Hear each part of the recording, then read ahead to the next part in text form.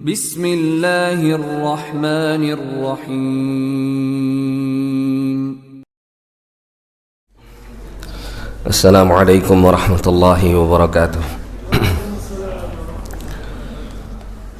Alhamdulillahi ala ihsani wa syukrun lahu ala taufiqihi wa amtinanihi. Asyhadu an la ilaha illallah wahdahu la syarika la ta'ziman li sya'nihi wa asyhadu anna Muhammadan abduhu wa rasuluhu da'iyan ila ridwanihi. Allahumma salli alaihi wa ala alihi wa sahbihi wa ikhwani. Ma'asyiral muslimin wal muslimat rahimani wa rahimakumullah. Alhamdulillah, pada kesempatan yang mulia ini kita bisa kembali melanjutkan pembahasan kitab Al-Arba'in An-Nawawiyah karya Al-Imam Abu Zakaria Yahya bin Sharaf An-Nawawi rahimahullahu ta'ala. Dan sekarang kita masuk pada hadis yang ke-7, hadis yang diriwayatkan dari Abu Ruqayyah Tamim bin Ausin Ad-Dari radhiyallahu anhu. Abu Ruqayyah Tamim bin Aus Ad-Dari radhiyallahu an ini merupakan seorang sahabat yang terkemuka dan beliau berasal dari Baitul Lahmin. Baitul Lahim itu kalau bahasa yang sering kita dengar itu Bethlehem gitu. Bethlehem di mana? Di Palestina, ya, di Palestina. Bethlehem, Palestina. Pernah suatu ketika, ya, dia datang kepada Nabi SAW, kemudian menceritakan tentang pengalaman hidupnya berkenaan dengan kisah pertemuan dia dengan Al-Jassasa dan Dajjal.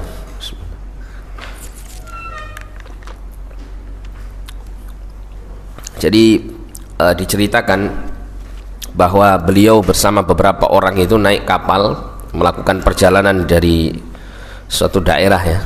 Ketika di lautan itu dia diombang-ambingkan oleh badai itu selama beberapa waktu, ya. Kemudian sampailah mereka itu, ya, terdampar di satu pulau yang kemudian tiba-tiba ketika mereka turun dari kapal itu mereka bertemu dengan satu makhluk yang berbulu lebat, yang sangat lebat bulunya, sehingga mereka mengatakan kami tidak bisa membedakan mana bagian depan mana bagian belakangnya. Dan kemudian makhluk ini langsung mengatakan, ya, ada orang di dalam, ya, di satu bangunan di dalam pulau ini yang sudah lama menunggu kalian. Akhirnya kemudian orang-orang ini pun bergegas untuk segera menuju ke tempat di mana ditujukan oleh makhluk yang bernama Jassasah ini. Nah, ternyata sampai di satu gedung, ternyata di dalamnya ada seseorang yang kekar besar badannya, kemudian diikat, dibelenggu, kemudian menanyakan tentang 3 perkara. Di antaranya ada pertanyaan itu tentang kaitannya dengan salah satu kebun kurma di daerah Syam kalau tidak salah, saya lupa. Itu apakah masih berbuah ataukah sudah tidak lagi berbuah. Kemudian termasuk juga pertanyaan yang diberikan itu adalah mengenai Danau Tiberia. Danau Tiberia itu adalah danau yang berada di negeri Palestina, ya, yang mana airnya itu termasuk digunakan untuk kehidupan sehari-hari orang-orang Yahudi di Palestina, ya. Nah, Danau Tiberia ini nanti, ya, kalau sudah surut habis maka nanti akan keluar Dajjal ini. Dan menurut para peneliti, ya, danau ini airnya semakin surut semakin habis. Kemudian ada satu lagi saya agak lupa, ya, intinya demikian, ya. Kemudian orang-orang ini Tamim Ad-Dari ini setelah melewati peristiwa itu datang kepada Nabi dan menceritakan hal itu. Dan Tamim bin Aus Ad-Dari ini masuk Islam, ya, kemudian masuk Islam. Kemudian menceritakan hadis tersebut atau cerita tersebut. Kemudian Nabi SAW membenarkan kisah ini dan menyatakan bahwa orang yang ditemui adalah Dajjal. Nah, Tamim Ad-Dari kemudian beliau tinggal di Baitul Maqdis ba'da maqtali Utsman, setelah wafatnya Utsman bin Affan radhiyallahu ta'ala. Dan kemudian Abu Ruqayyah Tamim bin Aus Ad-Dari ini meninggal dunia pada tahun 40 Hijriah. Dan termasuk dikatakan di sini adalah beliau orang-orang dari kalangan para sahabat yang sedikit meriwayatkan hadis dari Nabi sallallahu alaihi wasallam. Ya, beliau hanya meriwayatkan dalam dikeluarkan dalam kitab Kutubus Sittah itu ada 9 hadis saja. Dan Imam Muslim hanya meriwayatkan 1 hadis ini saja, dan ini merupakan hadis yang paling masyhur, yang paling terkenal, yang diriwayatkan dari Tamim bin Aus Ad-Dari radhiyallahu taala anhu. Nah, kemudian Nabi SAW bersabda, ad-dinun nasihah. Ad-dinun nasihah, ya, ad-dinun nasihah. Dalam riwayat yang lain Nabi SAW menyebutnya, ya, ad-dinun nasihah ini 3 kali. Tapi di riwayat yang kita baca ini disebut oleh Nabi SAW 1 kali. Qulna, kami mengatakan, liman, kepada siapa ya Rasulullah? Qala, maka Rasulullah mengatakan, lillah, nasihah kepada Allah, wali kitabihi, dan kepada kitabnya, wali rasulihi, dan kepada rasulnya, wali a'immatil muslimin, dan kepada pemimpin-pemimpin kaum muslimin, wa ammatihim, dan kaum muslimin secara umum. Ya, hadis ini rawahu Muslim pada nomor 55. Hadis ini dikeluarkan. Tapi kemudian pelajaran apa yang bisa kita ambil dari hadis ini? Yang pertama adalah anna Nabiya sallallahu alaihi wasallam hasara ad-din kullahu bin nasihah li ahammiyatiha. Bahwasanya Nabi sallallahu alaihi wasallam itu membatasi, ya, menyatakan, ya, secara terbatas bahwa agama itu semuanya adalah nasihat. Mengapa disebutkan demikian? Li ahammiyatiha, karena saking pentingnya nasihat ini. Nabi tadi mengatakan ad-dinun nasihah. Makna ad-dinun nasihah itu agama hanyalah nasihat. Nah gitu. Kalau kita bahasakan dalam bahasa Indonesia, ada pembatasan. Agama itu hanyalah nasihat. Nah, kenapa kok dikatakan agama hanya nasihat? Sedangkan kita tahu bahwasanya agama ini kan mencakup banyak hal gitu ya. Bukan hanya berkenaan dengan an-nasihah saja. Nah, ini menunjukkan apa? Pentingnya an-nasihah. Pentingnya an-nasihah. Seperti seseorang ketika mendengarkan hadis al-hajju arafah itu, ya. Haji itu adalah Arafah. Apakah haji hanya Arafah saja? Wukuf di Arafah saja? Kan tidak. Tapi kenapa Nabi mengatakan demikian? Karena inti daripada pelaksanaan ibadah haji itu diantaranya adalah pelaksanaan wukuf di Arafah, yang menunjukkan pentingnya wukuf di Arafah ini. Wal istimaliha ala khisalid din. Yang kedua, karena an-nasihah itu juga cakupannya mencakup seluruh apa? Perkara-perkara agama. Kita nanti akan tahu an-nasihah ini, ya, secara maknanya itu baru kita akan tahu bahwa an-nasihah itu memang masuk ke semua pembahasan-pembahasan mengenai agama. Nah, dikatakan di sini, dijelaskan oleh Syekh, wan nasihatu minan nushi. Jadi kata an-nasihah itu berasal dari kata an-nushu. Apa an-nushu itu artinya? Yaitu al-khulus. Al-khulus itu artinya murni, bersih, tidak tercampuri dengan apapun. Itu al-khulus maknanya. Semisal ada orang mengatakan nasahtul asal, saya melakukan nasihat kepada madu. Idza khallastuhu minasyama'. Jadi maksudnya adalah ketika saya, ya, memurnikan madu ini dari berbagai macam campurannya seperti lilin atau semacamnya. Dimurnikan, dipisahkan antara bagian madu dengan sesuatu yang mencampurinya, ya. Itu makna daripada an-nasihah.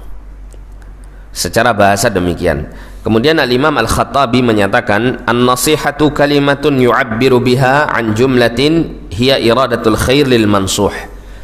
Jadi an-nasihah, kata an-nasihah dalam hadis ini itu adalah satu kata yang mengungkapkan tentang kaitannya dengan sejumlah iradatul khair, keinginan untuk memberikan kebaikan lil mansuhilahu, kepada orang yang dinasihati atau orang yang menjadi objek pekerjaan nasihat tadi, ya. Jadi kalau ada orang A ingin memberikan kebaikan kepada si B, maka A telah berlaku nasihah kepada si B, gitu. Faham maksudnya, ya? Jadi jangan Anda maknakan nasihat di sini nasihat seperti seseorang itu memberikan petuah-petuah atau ya saran-saran kebaikan kepada orang lain. Ya, jangan Anda maknakan ini, karena ini pun juga termasuk bagian dari an-nasihat, tapi bukan mewakili seluruh bentuk nasihat. Ya. Jadi kenapa petuah kebaikan, saran-saran kebaikan disampaikan kepada yang lain itu disebut nasihat? Karena dia termasuk bagian nasihat. Karena orang yang ingin memberikan petuah-petuah itu kepada yang lain, pelajaran-pelajaran yang baik kepada yang lain, itu memiliki apa? Iradatul khair, adanya niat baik untuk orang tersebut, untuk memberikan kebaikan-kebaikan untuk orang tersebut. Oleh karena itu disebut nasihat. Tapi bukan nasihat itu hanya itu, enggak. Karena kalau diserap dalam bahasa Indonesia kan nanti jadinya nasihat hanya itu maknanya kan begitu ya. Tapi kalau kembali merujuk kepada hadis Nabi SAW ini, an-nasihah itu artinya iradatul khair lil mansuhilahu, adanya keinginan untuk memberikan kebaikan kepada objek yang dinasehati. Nah, ini makna dari an-nasihah, sehingga cakupannya luas. Oleh karena itu disebutkan di sini wa makna ad-dinun nasihah, agama itu adalah nasihat, ay anna imadad-dini wa qawamahu an-nasihah, bahwasanya tiang dan penyangga agama itu adalah an-nasihah, keinginan untuk melakukan kebaikan ya, dalam apa? Dalam menjalankan agama ini ya, keinginan untuk melakukan kebaikan dalam menjalankan agama ini. Makanya kemudian disebut dia sebagai penopang agama. Karena kalau orang itu tidak memiliki keinginan untuk melakukan kebaikan kepada agama ini, maka dia sulit untuk menegakkan agama pada dirinya ya. Dia tidak akan bisa menjalankan kewajiban karena tidak ada keinginan baik untuk mengamalkan agama. Apalagi kemudian dia menyempurnakan agama ini dengan menjalankan segala perkara yang dianjurkan. Ini malah lebih jauh lagi. Oleh karena itu disebutkan di sini bahwa ad-dinun nasihah maknanya adalah bahwa tiang dan penyangga agama itu adalah an-nasihah ya.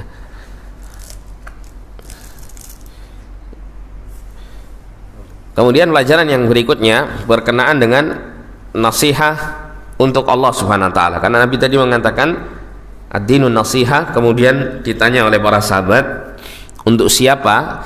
Maka Nabi mengatakan lillah wa li kitabihi wa li rasulihi wa li a'immatul muslimin wa 'ammatihim. Yang pertama untuk Allah, yang kedua untuk kitabnya, yang ketiga untuk rasulnya, yang keempat untuk imam-imam kaum muslimin, dan yang keempat untuk kaum muslimin secara umum. Nah, disebutkan di sini an-nasihah lillah. An-nasihah lillah. An-nasihah lillah berarti ada keinginan untuk melakukan kebaikan untuk Allah Subhanahu wa taala. Maka di sini mengandung beberapa perkara. Di antaranya ya, disebutkan di sini di antaranya al-imanu bihi. Beriman kepadanya. Orang kalau beriman berarti dia memiliki keinginan untuk berlaku baik ya, untuk memenuhi hak Allah Subhanahu wa taala. Karena tidak mungkin hak Allah itu terpenuhi kalau dia tidak mengimani Allah Subhanahu wa taala terlebih dahulu. Maka al-imanu bihi, mengimani Allah Subhanahu wa taala, wa sihhatul i'tiqadi fi wahdaniyatihi, dan membenarkan keyakinannya atau benar keyakinannya di dalam mengesahkan Allah Subhanahu wa taala. Ya. Karena dengan inilah seseorang nanti akan bisa lebih kuat lagi melakukan an-nasihah kepada Allah Subhanahu wa taala, didasari oleh iman dan keyakinannya tentang keesaan Allah. Wa annahu wahidun la syarika lahu, dan bahwasanya Allah itu esa, tidak ada sekutu baginya. Kamilun fi sifatihi la nidda lahu wal imanu bi asma'i wa sifatihi. Kamilun fi sifatihi la nidda lahu, yang maknanya adalah yang sempurna di dalam sifat-sifatnya, tidak ada tandingan baginya, dan beriman kepada nama-nama dan sifat-sifat Allah Subhanahu wa taala.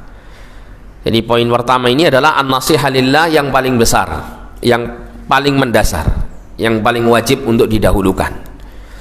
Karena melalui iman inilah kemudian seseorang itu akan melaksanakan bentuk nasihat yang lainnya. Ya.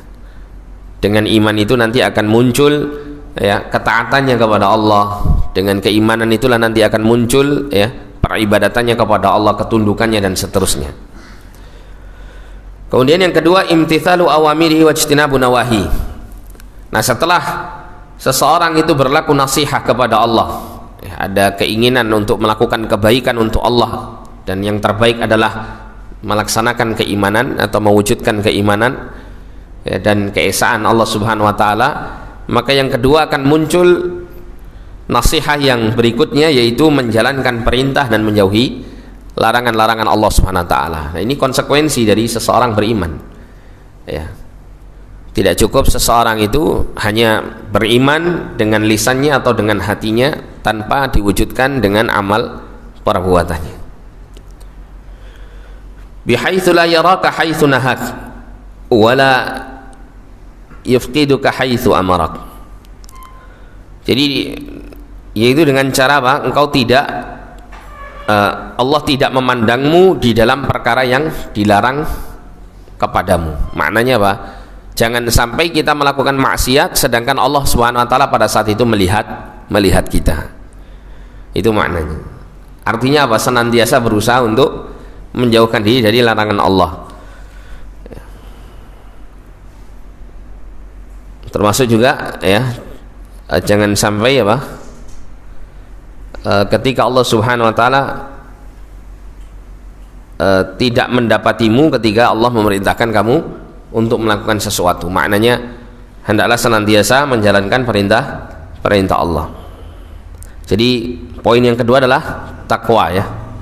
Poin yang kedua takwa. Oleh karena itu di dalam Al-Qur'an sering Allah SWT menyebutkan iman itu dengan amal saleh. Alladzina amanu wa 'amilus shalihat, kan begitu ya. Itu orang-orang yang beriman dan beramal saleh. Padahal amal saleh kita tahu termasuk bagian dari al-iman.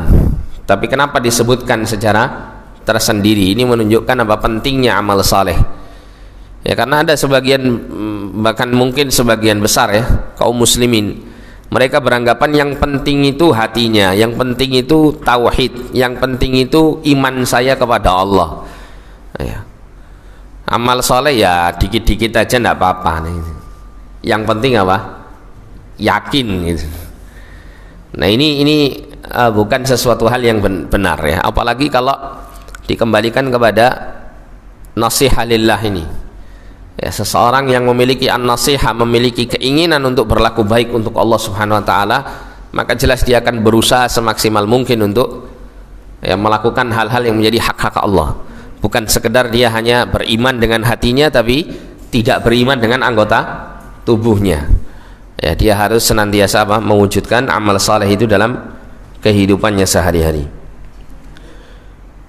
Kemudian yang berikutnya ikhlasun niyati fi ubudiyatihi, yaitu memurnikan niat dalam beribadah kepadanya, ikhlas. Fala tusyrik ma'ahu fi ibadatihi ahadan tahqiqan liqaulihi ta'ala wa ma umiru illa liya'budullaha mukhlishina lahuddin. Maka ya, engkau tidak menyekutukan Allah bersamanya di dalam beribadah kepadanya seorang pun ya selain Allah SWT. Jadi berusaha untuk tidak menyekutukan Allah dalam hal menunjukkan ibadah itu kepadanya. Dan ini sebagai bentuk perwujudan firman Allah Subhanahu wa taala surat Al-Bayyinah ayat 5, dan tidaklah mereka diperintahkan kecuali agar mereka semuanya beribadah hanya kepada Allah mukhlishina lahuddin, dengan memurnikan bagi Allah ad-din, agama ini. Termasuk juga dalam hadis qudsi Allah taala berfirman, man amila amalan asyraka fihi ma'i ghairi taraktuhu wa syirkahu. Barang siapa yang melakukan satu amal yang kemudian dia menyekutukan Allah Subhanahu wa taala di dalamnya, atau fihi ma'i ya, dan kemudian dia menyekutukan di dalamnya bersamaku dengan selainku, taraktuhu wa syirkahu, maka aku akan meninggalkan dia dan kesyirikan yang dilakukannya. Maknanya amalnya tidak diterima ya, amalnya tidak diterima, Allah Subhanahu wa taala tidak memberikan rahmah kebaikan untuknya, dan Allah akan membiarkan dia dengan kesyirikannya ya. Nah, ini menunjukkan bagaimana ibadah itu tidak akan diterima oleh Allah jika tidak mewujudkan al-ikhlas. Nah, sehingga al-ikhlas ini termasuk an-nasihah yang sangat besar, ya. Kebaikan yang dilakukan seorang hamba kepada Allah yang terbesar, ya, karena dia sebagai perwujudan apa?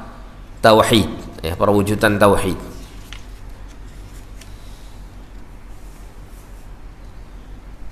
Apa bedanya ikhlas sama tauhid? Bedanya ikhlas sama tauhid apa?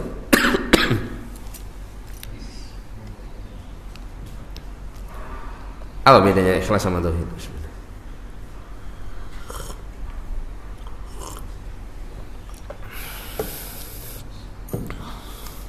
Tidak ada bedanya. Tidak ada bedanya, ya. Namanya ikhlas ya mentauhidkan Allah SWT. Mentauhidkan Allah SWT dalam beribadah. Itu makna daripada ikhlas, yaitu at-tauhid. Kalaulah misalnya dibedakan, maka al-ikhlas ini bisa kita katakan buahnya dari tauhid. Buah dari tauhid. Karena tauhid itu sifatnya apa? Erat kaitannya dengan keyakinan, mengesahkan Allah dalam beribadah. Nah, sedangkan bentuk mengesahkan Allah dalam beribadah itu adalah ikhlas, memurnikan ibadah itu hanya untuk Allah. Karena ikhlas ini nanti erat kaitannya dengan niat yang selalu menyertai amal, gitu. Ya, ketika dia beramal maka butuh ikhlas untuk mewujudkan tauhid yang sudah dia yakini. Ya, tauhid yang sudah dia yakini ini ketika ingin dia buktikan dalam amal saleh, maka dia harus mengikhlaskan ibadahnya untuk Allah Subhanahu wa taala. Sehingga ya tidak ada yang berbeda sebetulnya. Cuman kalau memang mau dibedakan, maka tauhid itu adalah keyakinan dasar, ya. Meskipun sebelum dia beramal sudah dia punya keyakinan tauhid ini. Tapi ketika dia beramal maka butuh apa? Mewujudkan tauhid ini, yaitu dengan cara apa tadi? Dengan cara ikhlas. Nah, itu kalau misal dibedakan antara ikhlas dengan tauhid. Nah, kemudian selanjutnya disebutkan di sini sarfu jami' anwa'il ibadati lahu, yaitu mengarahkan semua jenis-jenis ibadah itu untuk Allah atau kepada Allah Subhanahu wa taala. Sebenarnya ini hampir sama dengan ikhlas, ya. Disebutkan di sini contohnya tawakkul, ya, tawakal, inabah, ar-raghbah war-rahbah, wal khauf wal half, ya, dan yang lain-lainnya. Ini semuanya disebutkan berkenaan dengan ibadah hati, ya. Tawakal, inabah, raghbah, rahbah, khauf, half. Ini semuanya kecuali al-halfu, ya. Yang sebelumnya ini semuanya adalah ibadah hati, ya. Al-halfu ini bersumpah atas nama Allah, atau bersumpah wajib, ya, ditujukan dengan menyebut nama Allah Subhanahu wa taala.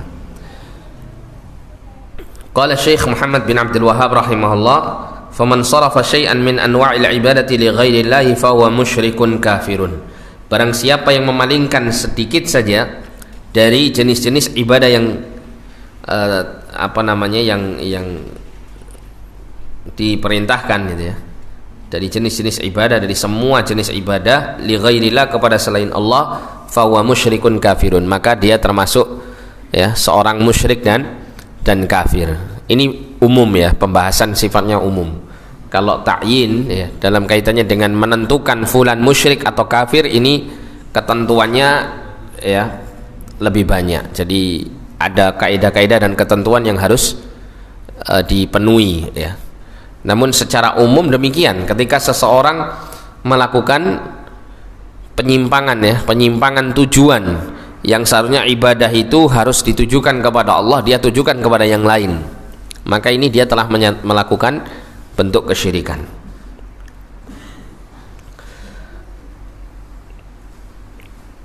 Kemudian yang berikutnya da'watu ila dinihi was-sabru 'ala al-adza fi dzalik, yaitu berdakwah, menyeru manusia menuju kepada agamanya, ya, mengajak kepada agamanya, dan bersabar dalam menghadapi gangguan di dalamnya.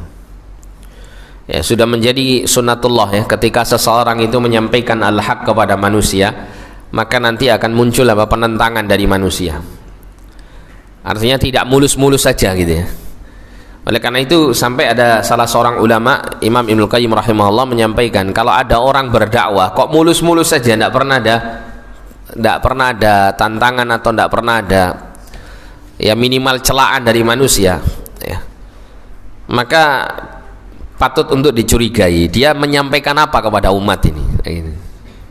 Karena kalau dia menyampaikan al-haq, kebenaran terutama tauhid, maka pasti orang-orang yang gandrung dengan kesyirikan mereka akan marah ya, tidak suka.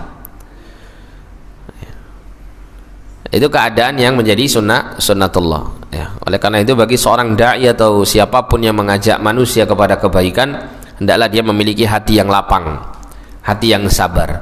Dan alhamdulillah kita bersyukur kepada Allah ketika Allah SWT mengutus Rasulullah SAW ya, sebagai seorang nabi dan rasul yang memiliki kelapangan hati yang luar biasa ya, kebesaran hati yang sangat luar biasa, kesabaran yang sangat luar biasa.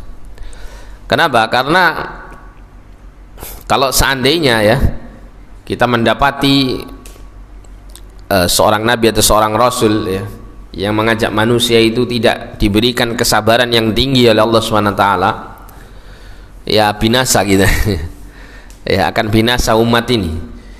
Karena ketika umat ini menentang para nabi dan para rasul, berarti ini sebagai sebuah penentangan yang besar yang dikhawatirkan azab Allah bisa turun, sebagaimana umat-umat terdahulu kita dapati ketika mereka menentang para nabi dan para rasulnya, maka kemudian Allah turunkan azab kepada mereka. Apalagi jika rasulnya memohon kepada Allah untuk segera diturunkan saja azabnya, maka akan turun azab ini ya, karena mereka para rasul itu memiliki doa mustajab ya, doa, intinya doa yang paling besar yang nantinya Allah akan bisa kabulkan.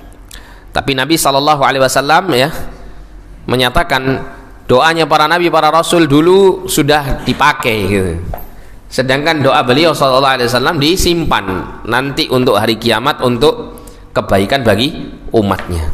Nah, ini nabi yang sangat rahmah sekali ya SAW ya, beliau mampu menahan berbagai macam gangguan. Kalau kita perhatikan dalam sirah nabawiyah, di sini ada kajian sirah nabawiyah ya. Nah, itu antum perhatikan dalam perjalanan hidup Rasulullah SAW, semua gangguan dan semua cobaan yang pernah dirasakan para nabi dan para rasul di masa dahulu itu dirasakan oleh Nabi SAW ya, dirasakan oleh Rasulullah SAW. Dan semua jenis-jenis ujian berat yang Allah turunkan kepada semua manusia itu Rasulullah SAW merasakannya. Coba kita semampu kita ya, kita hitung kira-kira cobaan berat dalam hidup itu apa saja jenisnya. Yang pertama kemiskinan. Rasulullah miskin, bahkan pernah Rasulullah itu kelaparan, semua sahabat mengganjal perutnya dengan satu batu, Rasulullah 2 batu, yang menunjukkan lebih lapar ya. Ini pemimpin yang Masya Allah ya, rakyatnya itu lapar, dia yang paling lapar, terdepan dalam kesusahan ya. Ketika dalam kondisi senang ya, maka yang paling akhir Rasulullah. Miskin ya pernah. Terus kemudian apa lagi? Ancaman nyawa pernah ya. Terus kemudian pengusiran, diusir pernah ya. Dengan hijrahnya Nabi itu kan karena pengusiran. Kalau tidak diusir ya Rasul tentu akan tetap bertahan di Mekah. Kemudian apa lagi? Ditinggal mati keluarga sama sahabat-sahabatnya, para pengikutnya, pernah dirasakan. Istrinya juga ada yang meninggal kan gitu ya, dikala Rasulullah SAW sudah diangkat menjadi utusan Allah SWT. Wafat orang-orang terdekatnya yang mendukungnya kan gitu ya, termasuk juga para sahabat-sahabat yang mengikuti Nabi SAW disiksa di hadapan Nabi SAW, tapi Nabi tidak bisa berbuat apa-apa ya. Seperti contoh keluarga Yasir disiksa dan Rasul melihat, tapi Rasul hanya mengatakan isbiru ya ala Yasir, Sabar wahai keluarga Yasir, ya. Karena sesungguhnya engkau akan mendapat al-jannah, surga Allah SWT. Hanya itu yang bisa dilakukan. Bagaimana ya kondisi orang itu hatinya sangat cinta kepada umatnya, ya, cinta kepada orang-orang yang beriman, melihat kondisi sahabatnya, keluarga sahabatnya disiksa di hadapan matanya, dan dia tidak bisa berbuat apa-apa. Ya ini kan sangat menyayat hati kan begitu ya. Secara beban kejiwaan itu luar biasa beratnya. Ya. Tapi Rasulullah SAW ya pernah merasakan hal ini. Kemudian juga apa? Dalam peperangan, ya Rasulullah juga pernah terluka, ya. Dirasakan Nabi sakit. Nah, sakitnya Rasul itu 2 kali lipat daripada apa? Sakitnya manusia biasa. Ya, antum menemukan orang sakit panas paling tinggi berapa derajat? 40 ya. Rasul 2 kali lipatnya, bayangkan. Ya. Jadi ketika Rasulullah SAW akan meninggal dunia itu, ya, didapati tubuh beliau itu sangat panas, ya. Bahkan beliau mengatakan panasnya 2 kali lipat. Apa tujuannya Allah SWT memberikan semua ini, ya, ujian berat, kemudian sakit yang lebih berat dan seterusnya, semuanya lebih berat, agar supaya Allah SWT mengangkat derajat Nabi SAW bukan hanya dengan fadlnya, bukan hanya dengan karunianya, tapi juga dengan keadilannya, ya. Karena kita tahu bahwasanya manusia itu kan terkadang diangkat oleh Allah derajatnya karena fadlullah, karena karunia Allah SWT yang Allah berikan, padahal keadaannya, ya, amalnya mungkin kecil sedikit, kemudian mungkin juga dalam kehidupannya juga nggak diuji dengan sesuatu yang berat-berat gitu ya. Tapi Allah SWT bisa mengangkat derajatnya karena karunia Allah SWT. Ya, tapi Nabi SAW mengangkat derajat Nabi di atas seluruh manusia, bukan hanya di atas, ya, umatnya saja, tapi di atas seluruh manusia, termasuk, ya, mengungguli para nabi dan para rasul. Ya, tentunya, ya, agar menyempurnakan kesempurnaan kemuliaan Nabi SAW ini, maka bukan hanya sekedar karunia Allah yang Allah Ta'ala berikan untuk Nabi, tapi juga Allah SWT mengangkat beliau itu sesuai dengan keadilannya.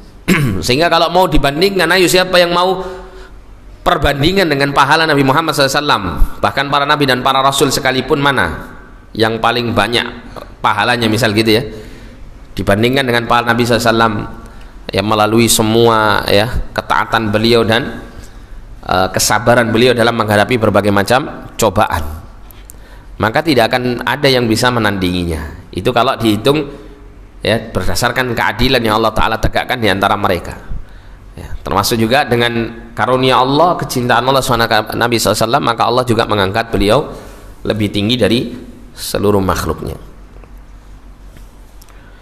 Kemudian yang keempat, ya, ini banyak, ini kita mungkin nggak sampai menyelesaikan seluruhnya.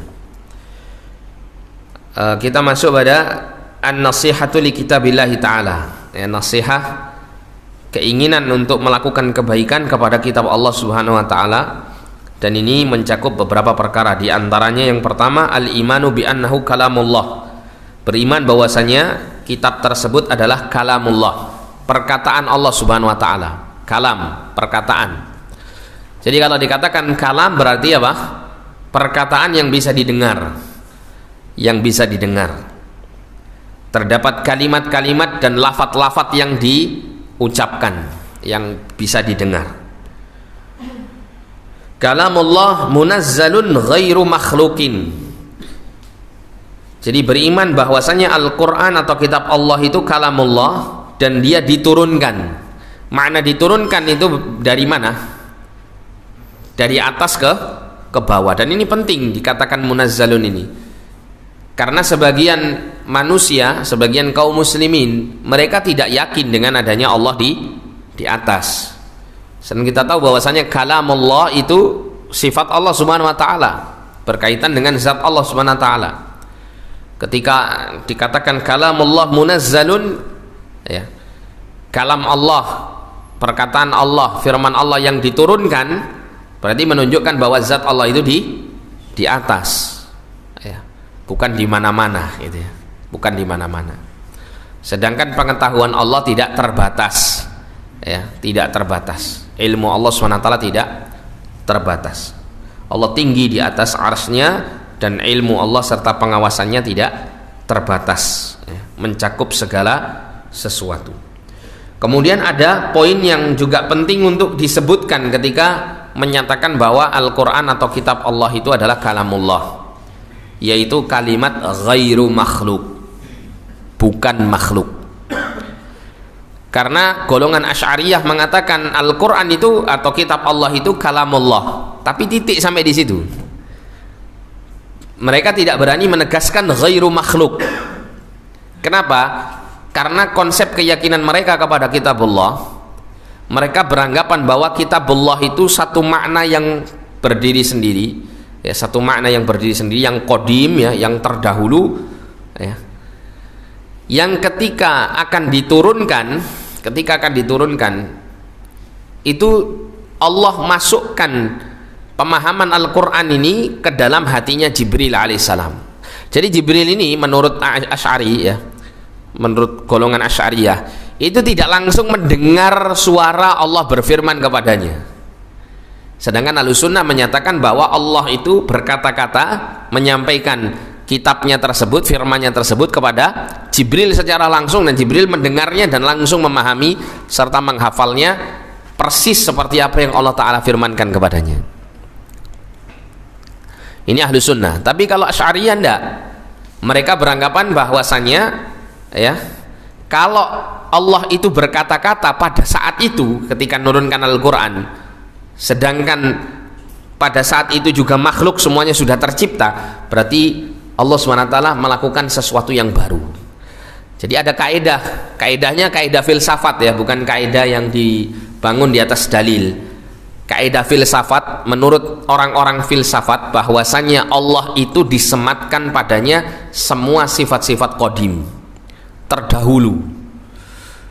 Jadi kalaupun Allah itu berbuat atau berkata-kata, itu yang terdahulu. Kalau munculnya baru-baru saja, maka ini adalah sama dengan makhluk, karena makhluk itu sifatnya hudus. Makhluk itu sifatnya apa? Muncul baru-baru saja, gitu. Itu kaidahnya siapa?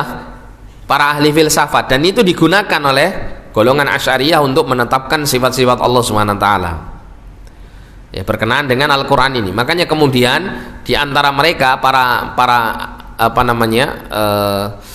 ulama-ulama di tengah Asy'ariyin ini, ya, mereka kemudian berbeda pendapat, ya. Al-Quran secara makna datang dari Allah SWT, ya, kalam qadim, ya, berasal dari Allah SWT. Kan tetapi untuk lafadz yang disampaikan ke kita ini, itu apakah dari Jibril ataukah lafadz dari Nabi Muhammad SAW? Itu keyakinan mereka begitu, ya, sehingga lafadz Quran yang kita baca yang tertulis dalam mushaf itu ada sebagian golongan Asy'ariyah mengatakan itu lafadznya dari Jibril, nggak langsung dari Allah SWT, karena yang datang dari Allah itu hanya berupa makna saja, ya, makna yang tiba-tiba langsung masuk ke dalam hati Jibril. Ada juga yang mengatakan Jibril menyampaikannya kepada Nabi, Nabi menyampaikannya dengan lafadz-lafadz yang kita baca di dalam mushaf, ya. Ini keyakinan mereka, dan ini jarang disampaikan kepada umat awam secara umum, jarang. Makanya mereka itu ada istilahnya itu, ngajinya itu tingkatannya dua tingkatan, kan gitu, ya. Yang konsumsi awam ya cukup sekian gitu, tapi nanti konsumsi orang-orang yang lebih tinggi itu memperdalamnya sampai ke sana, dan ini bahaya, gitu, ya. Banyak dari sisi bermacam-macam, ya, dari sisi membatasi sifat-sifat Allah yang bersifat fi'liyah. Kalau semisal Allah itu tidak boleh berkata-kata dalam waktu yang Allah Ta'ala kehendaki, ya, ditetapkan Allah kalaupun berfirman berkata-kata itu di waktu terdahulu sebelum Allah menciptakan seluruh makhluknya, nah, maka yang seperti ini berarti menunjukkan apa? Keterbatasan kuasa Allah SWT, karena Allah tidak fa'alul lima yurid. Allah itu tidak berbuat apa saja yang dikehendakinya, kan begitu. Kalau orang itu membatasi, ya, perbuatan Allah itu hanya bersifat terdahulu sebelum Allah ciptakan makhluk. Ini akan membatasi sekali lagi apa? Kekuasaan Allah, kuasa Allah dalam melakukan segala sesuatu. Ya. Nah kan aneh ya, Allah itu dibatasi dengan qadim terdahulu, sedangkan makhluk tidak dibatasi demikian. Ya, mulai dari lahirnya sampai seterusnya makhluk itu berlaku sesuai dengan keinginannya. Tapi kalau Allah tidak boleh. Nah, kan ini kan luar biasa sekali penyimpangannya. Ya, belum lagi berkenaan dengan Al-Quran tadi lah. Kalau memang Al-Quran itu maknanya datang dari Allah, tapi lafadznya dari Jibril atau lafadznya dari Nabi Muhammad SAW, maka tentunya ketika membaca Al-Quran tidak ada kemuliaan, tidak ada apa? Tidak ada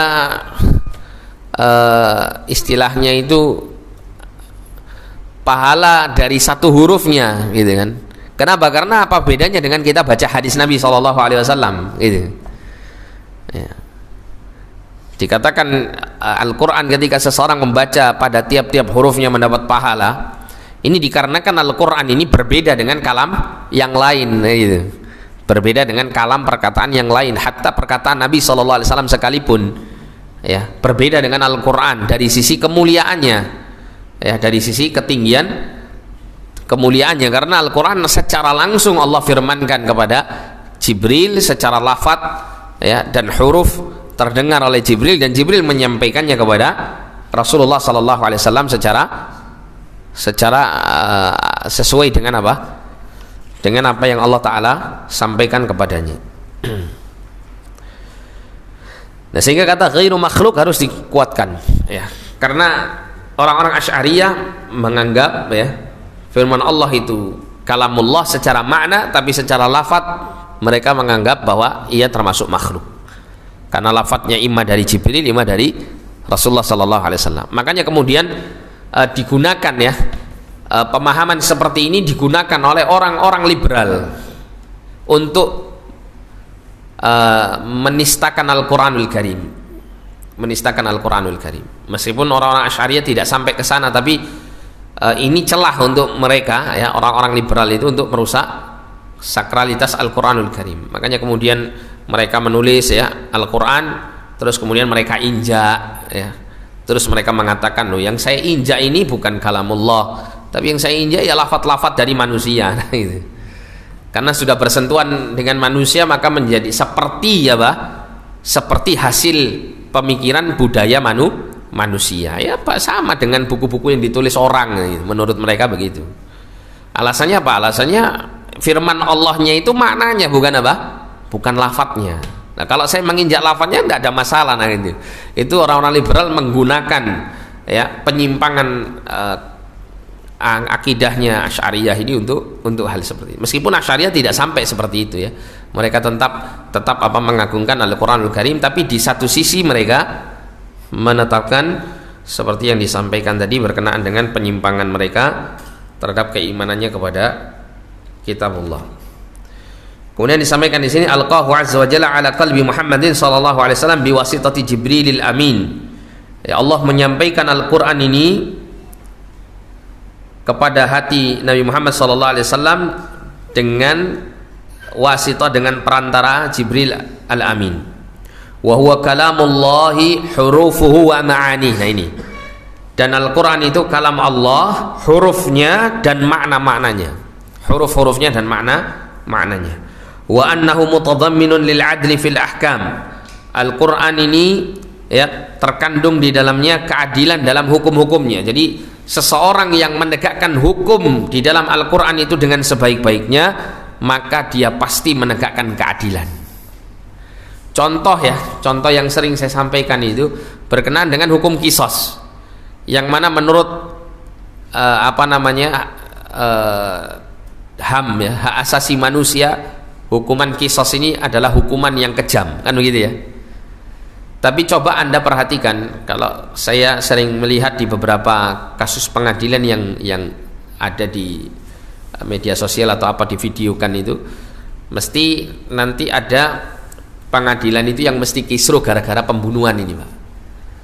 Jadi pihak keluarga korban yang terbunuh itu biasanya nggak terima dengan keputusan hakim yang memberikan hukuman kepada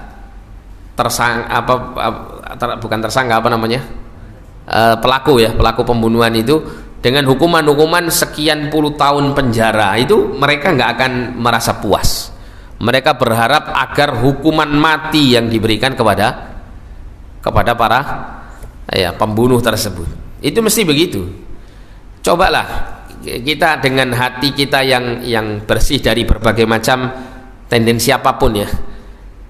Yang namanya orang kalau membunuh itu yang paling adil hukumannya mesti dibunuh, kan begitu. Karena kalau tidak begitu gini Pak, pikiran orang yang membunuh itu gini, biarlah saya lampiaskan ketidaksukaan saya kepada fulan, saya bunuh fulan, toh saya juga tidak akan dihukum mati. Meskipun saya di penjara sekian puluh tahun tidak masalah. Ini penjara aku iso mangan, iso ngombe, ya, masih bisa hidup di sana. Yang penting saya sudah binasakan fulan, gitu. Tapi kalau orang misalnya hukuman qisas ditegakkan, misalnya orang itu mau bunuh orang, saya mau bunuh fulan, percuma saya bunuh fulan ini. Kenapa? Ujung-ujungnya saya juga mati, dihukum mati. Lah sekarang apa untungnya saya bunuh fulan, dia binasa, akhirnya saya juga dihukum mati, juga sama-sama binasanya. Ya. Nah, daripada begitu kan mending saya nggak bunuh dia, kan begitu. Akhirnya akan mengurungkan niat orang yang ingin membunuh yang lainnya, sehingga meminimalisir kriminalitas pembunuhan. Dengan adanya hukum qisas ini malah banyak yang terjaga nyawa manusia ini. 1-2 orang dihukum mati, tapi sekian ratus bahkan sekian ribu atau mungkin juga sekian juta manusia itu terselamatkan dari pembunuhan. Orang-orang yang punya niat ingin membunuh mengurungkan niatnya karena ya sama saja, mau dibunuh juga saya juga akan dihukum mati, sama saja, akhirnya tidak berani membunuh. Ya, apalagi hukuman mati itu kan dipertontonkan di hadapan khalayak ramai, ya, sehingga tampak sekali ngerinya, kan begitu ya, ngerinya. Jadi dengan demikian akan menimbulkan efek jera yang besar. Nah, hukum qisas ini pun mengandung keadilan yang tinggi, ya, keadilan yang tinggi. Sehingga kalau orang itu membunuh tanpa hak, maka dia pun juga dihukum mati. Nah, sehingga seseorang menegakkan hukum-hukum di dalam Al-Quran, maka dia telah melakukan keadilan. Wasidqu fil akhbar, dan benar dalam pemberitaan. Jadi semua berita yang disampaikan dalam Al-Quran itu semuanya hak, tidak ada yang batil, ya. Allah tidak pernah berbohong di dalam Al-Quran ketika mengabarkan tentang satu peristiwa, baik itu peristiwa di masa terdahulu, ya, maupun peristiwa yang akan terjadi di masa yang akan datang. Semuanya pasti akan terjadi.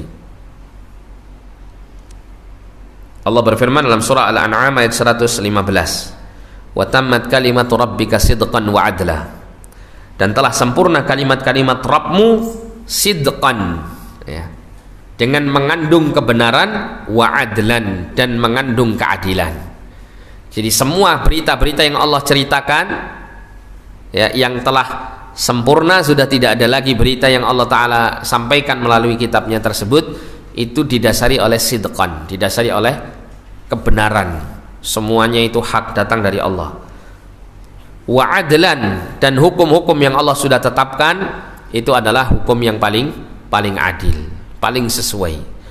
Oleh karena itu, ya, di berbagai macam, ya, perundang-undangan di dunia, kalau kita perhatikan undang-undang yang dibuat oleh manusia itu kan mesti ada revisi, sekian tahun ada revisi, penggantian, yang cocok itu begini.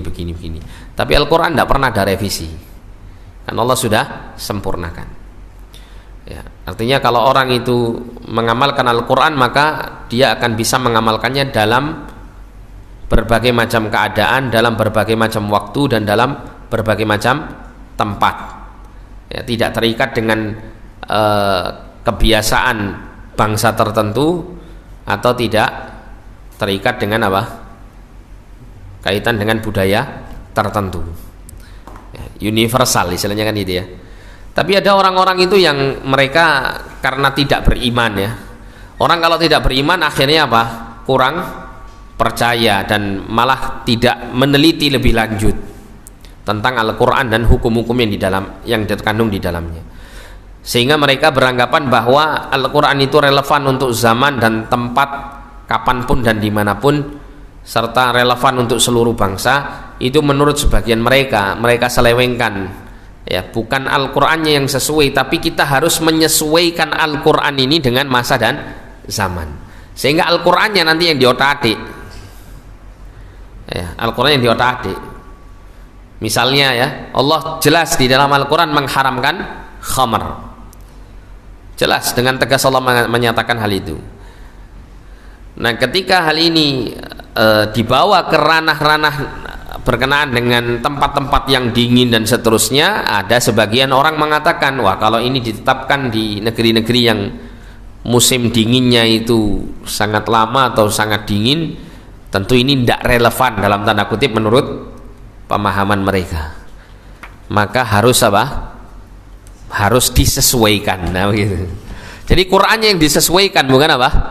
Keadaan disesuaikan dengan petunjuk Al-Quran, enggak, tapi Al-Quran yang harus disesuaikan dengan keadaan. Akhirnya dikatakan iya, haramnya khomer itu kan turunnya di mana? Di negeri yang sangat panas ya, di Jazirah Arabia kan panas ya, makanya kemudian minum khomer haram di sana karena nggak memberikan manfaat atau efek yang baik untuk penduduk di negeri-negeri yang panas ini, malah hanya sekedar membuat mereka mabuk.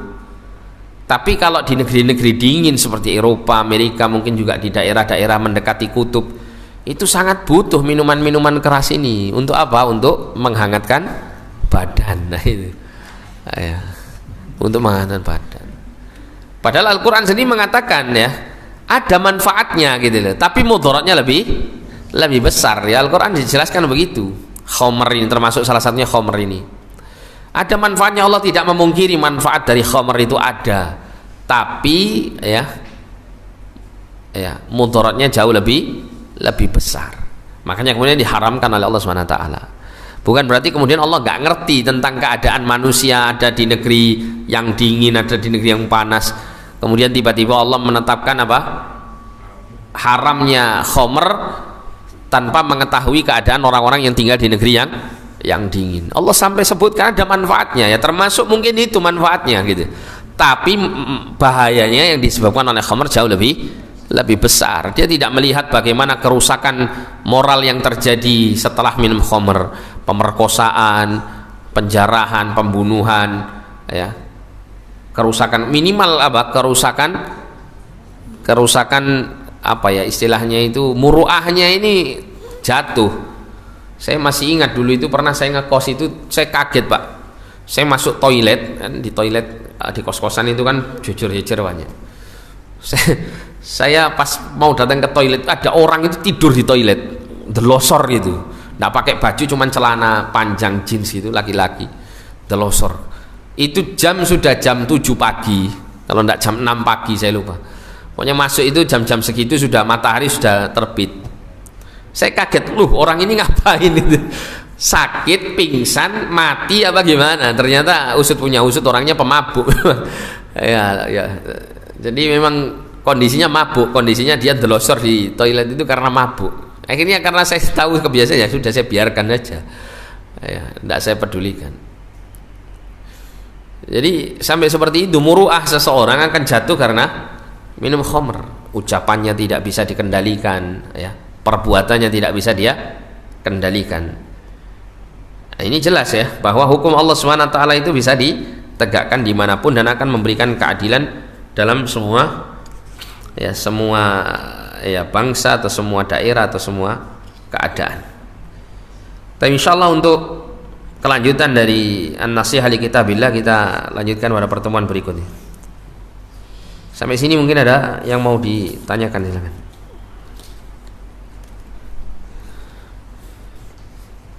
Iya. Jadi kisah kami tadi diceritakan bahwa beliau bertemu dengan Dajjal. Jadi Dajjal itu dari dulu sampai sekarang tidak ada. Mungkin dari di belum dahulu. Iya. dari dahulu, cuman dari kapannya wallahu alam, tidak ada keterangan yang jelas dari syariat tentang kapannya lahirnya Dajjal, terus kemudian Dajjal itu hidupnya sudah berapa lama, ndak. Cuman dalam hadisnya yang disampaikan kisah tentang Al-Jassasah ini kisah terkenal ya. Tamim Ad-Dari menceritakan hal ini ya, kisah ini. Itu kisah bertemunya dia dengan Dajjal yang masih dibelenggu. Ada sebuah buku karya seseorang yang bernama Muhammad Isa Daud. Mungkin pernah dengar ya, buku tentang Dajjal. Dia punya 2 buku yang terkenal, Dialog dengan Jin Muslim sama Dajjal. Dua-duanya dulu saya pernah baca, dan buku ini sempat pernah bestseller ya, termasuk buku yang banyak dibaca oleh masyarakat. Tapi buku ini tidak bisa kita jadikan sebagai sumber rujukan ya, terutama ketika membahas tentang Dajjal ini, karena memang di situ Pak, di buku itu Pak, asik Pak baca buku itu Pak. Jadi diceritakan istilahnya itu diceritakan kapan lahirnya Dajjal, terus Dajjal itu terlahir karena apa gitu ya, siapa dari siapa, itu diceritakan detail sampai perjalanan Dajjal menemui beberapa kaumnya para nabi dan para rasul. Bahkan sampai di tulisan tersebut penulis berani mengatakan bahwasanya yang membuat patung anak sapi itu ya, Samiri itu diceritakan dalam Al-Quran kan, Samiri ini. Kemudian akhirnya Nabi Musa mengusirnya. Jadi yang membuat patung anak sapi yang bernama Samiri ini Dajjal gitu, menurut penulis. Ketika Dajjal ini datang ke kaumnya Nabi Musa alaihissalam, jadi hidupnya sudah sangat panjang. Itu diceritakan dalam buku tersebut ya. Ini wallahu a'lam ya, kok bisa dia merangkai kisah seperti itu. Tapi asik memang bacanya, cuman bahaya gitu ya. Tidak ada dasar dalil yang kuat yang mendasari semua kisah-kisahnya, sehingga kita tidak bisa menyatakan kisah itu benar-benar valid ya. Kalau misal Anda menemukan ada buku-buku seperti itu, atau mungkin pernah membacanya dan masih ingat kisah-kisah tentang itu, maka ini tidak bisa dijadikan sebagai landasan keyakinan tentang Dajjal. Yang bisa kita dapati adalah hadis-hadis Nabi SAW yang menceritakan tentang fitnah Dajjal nanti di akhir zaman itu seperti apa. Itu yang bisa kita akses dan kita yakini ya. Adapun untuk asalnya dari mana, terus anaknya siapa Dajjal ini, sampai kemudian dibelenggunya di dalam satu pulau itu bagaimana kronologi ceritanya, nah itu wallahu alam. Tidak ada dalil yang mendetail yang menceritakan tentang hal itu. Tapi para Rasulullah SAW menjelaskan bahwa setiap para nabi dan para rasul itu selalu memperingatkan umatnya dari fitnah Dajjal, yang menunjukkan bahwa fitnah Dajjal ini fitnah yang sangat besar ya. Wallahu a'lam bishawab. Iya. Waktu kita bikin pagi petang, kan ada makna yang menyatakan bahwa aku berhidup dengan kalimat Allah yang sempurna dan kejahatan makhluknya. Iya. Yang dimaksudkan kan Al-Quran juga, kalimat Allah yang sempurna. Salah satunya maknanya Al-Quranul Karim. Tapi secara umum kalimat-kalimat Allah yang sempurna, semua kalimat-kalimat Allah SWT itu sempurna. Setiap firman yang Allah sampaikan, perkataan yang Allah sampaikan itu sempurna ya, sempurna. Dan sempurna ini kan banyak maknanya. Sempurna untuk misal berkenaan dengan kitab-kitab yang Allah turunkan ya. Maka ketika Allah turunkan Taurat, sempurna Allah menurunkan Taurat. Tapi kesempurnaan itu hanya berlaku untuk Bani Israel. Nah begitu. Ketika Allah turunkan Al-Quran, Allah sempurnakan Al-Quran ini untuk segenap manusia. Nah begitu. Jadi tidak ada yang kalimat-kalimat Allah atau firman-firman Allah, perkataan Allah itu yang tidak sempurna, mesti mengandung kesempurnaan. Karena khairul kalami kalamullah, sebaik-baik perkataan adalah perkataan Allah Subhanahu wa taala.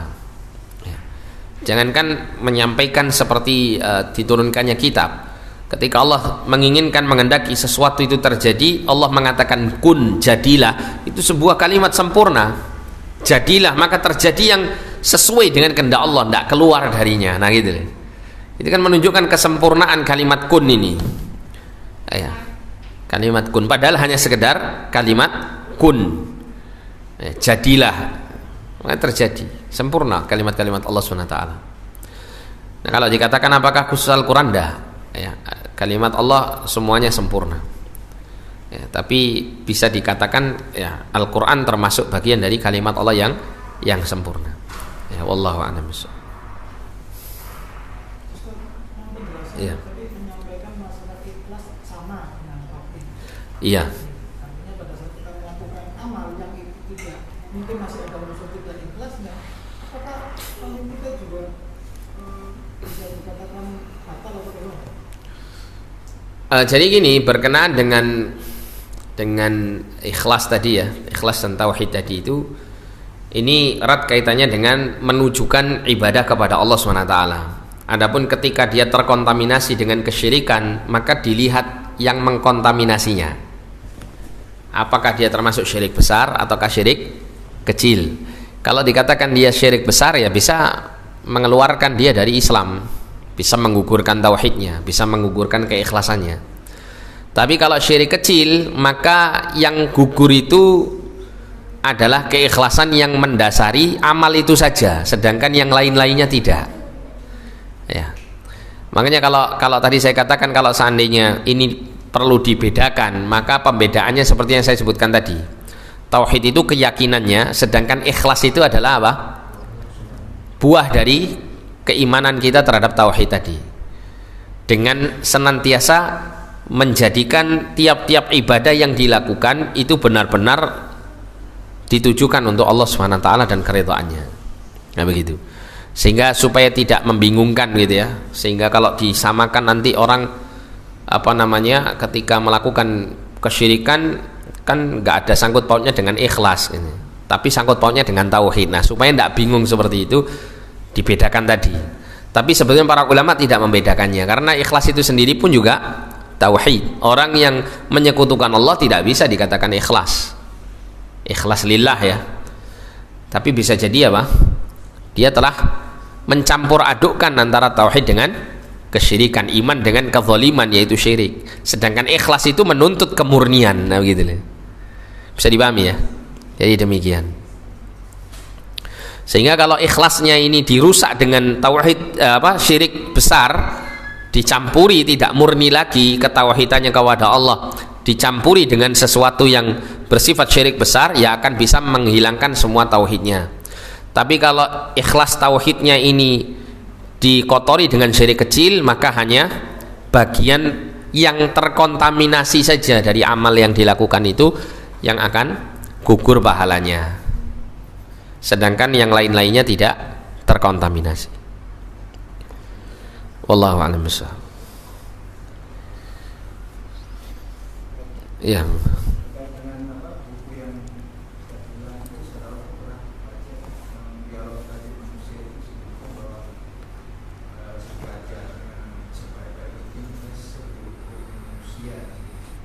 Iya. Itu terkait dengan bahasa-bahasa diucapkan dijadikan kebenaran tidak seperti yang sama jin. Iya. Iya, jadi tidak bisa dijadikan sebagai sumber informasi, tidak bisa.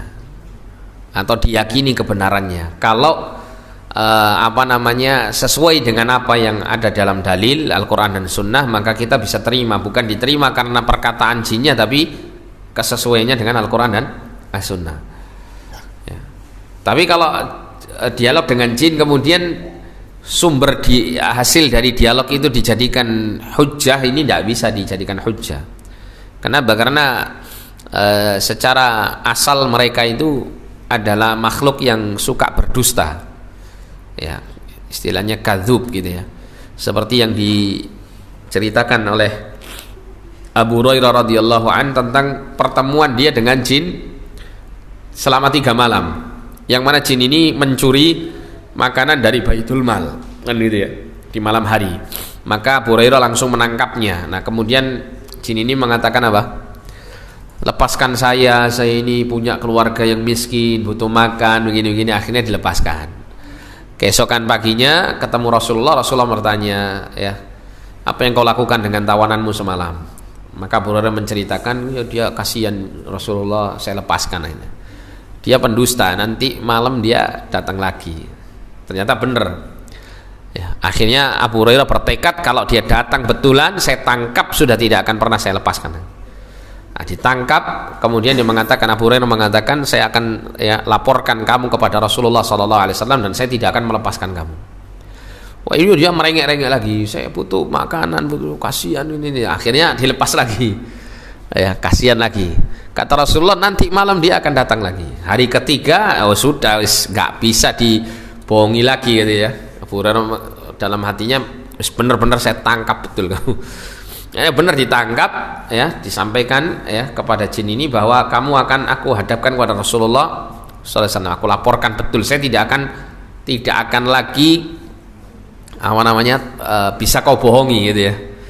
Akhirnya dia menyampaikan satu amalan gitu, tentang keutamaan ayat kursi. Siapa yang membacanya ya di malam hari ketika dia akan tidur, maka syaitan akan lari tunggang-langgang menjauhinya dari tempat tidurnya. Nah, maka dilepas ya, sama Abu Hurairah dilepas, kasih ilmu. Ini.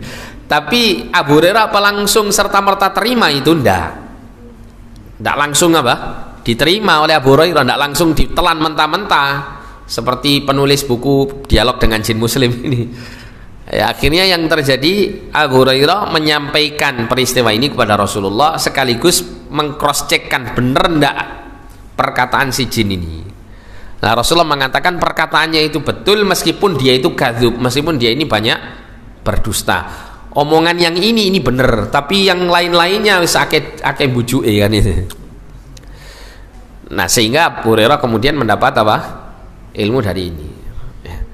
Abu Hurairah bukan meyakini perkataan jinnya, tapi pembenaran dari Rasulullah atas kabar tersebut. Nah, jadi berkenaan dengan hal-hal yang demikian ini harus dikembalikan kepada Al-Quran dan As-Sunnah. Ya, termasuk juga ketika misalnya antum meruqyah kemudian jinnya ngomong ngalor ngidul, saya gini, sudah usah dipercaya. Apalagi kalau tidak sesuai dengan syariat, dengan dalil, tidak usah digubris.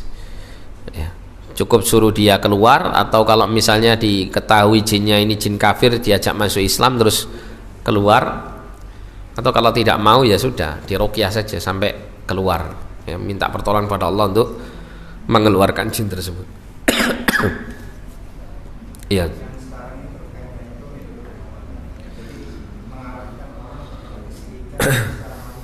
Iya.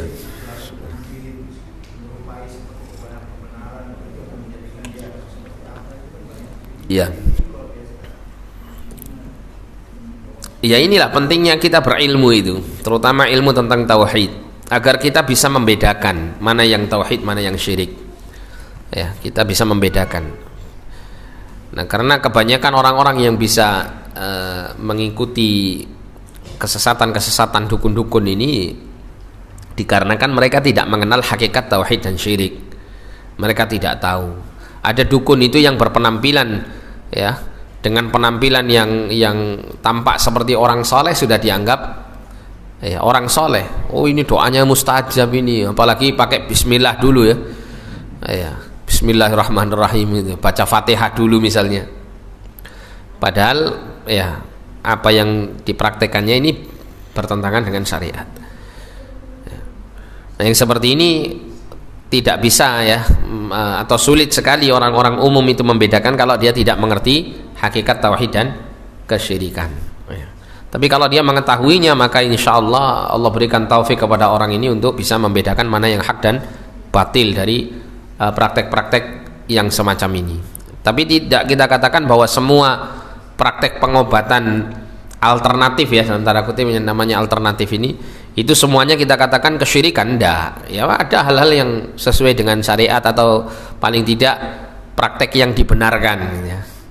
Ya, mungkin pijat, mungkin praktek bekam atau akupuntur atau apa gitu ya.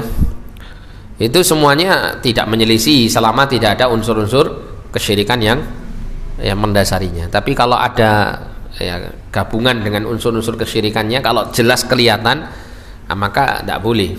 kita menggunakan jasa alternatif seperti ini. Tapi kalau misalnya kita nggak tahu Ustadz, ya orangnya itu dijuluki macam-macam gitu ya, Ki Gendeng misal gitu ya, tapi dalam praktek keseharian dia itu mengobati pasien itu ya nggak ada sirik-siriknya, ya cuman ya mijat saja atau dengan memberikan minuman jamu atau apa gitu saja, tidak ada keterangan-keterangan. Kalaupun memberikan nasihat kepada pasiennya, paling suruh ya Bapak sering berjemur di terik matahari di jam sekian, atau kemudian Bapak juga minum obatnya itu harus jam sekian, terus makannya seperti ini, biasa gitu loh, nggak ada hal-hal yang aneh-aneh. Nah, maka yang seperti ini bagaimana ya, kita lihat zahirnya, ya, kita menilai zahirnya, bukan kita melihat dari sisi yang lain. Nah, ya.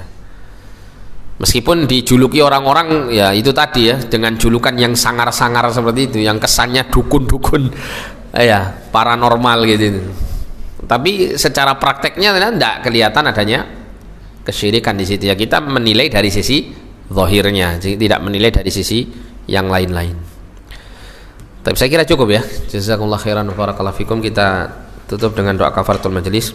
Subhanakallahumma wa bihamdika asyhadu an la ilaha illa anta astaghfiruka wa atubu ilaik. Sallallahu ala nabiyina Muhammadin wa ala alihi wa sahbihi wasallam. Alhamdulillahirabbil alamin wa la minkum. Assalamualaikum warahmatullahi wabarakatuh.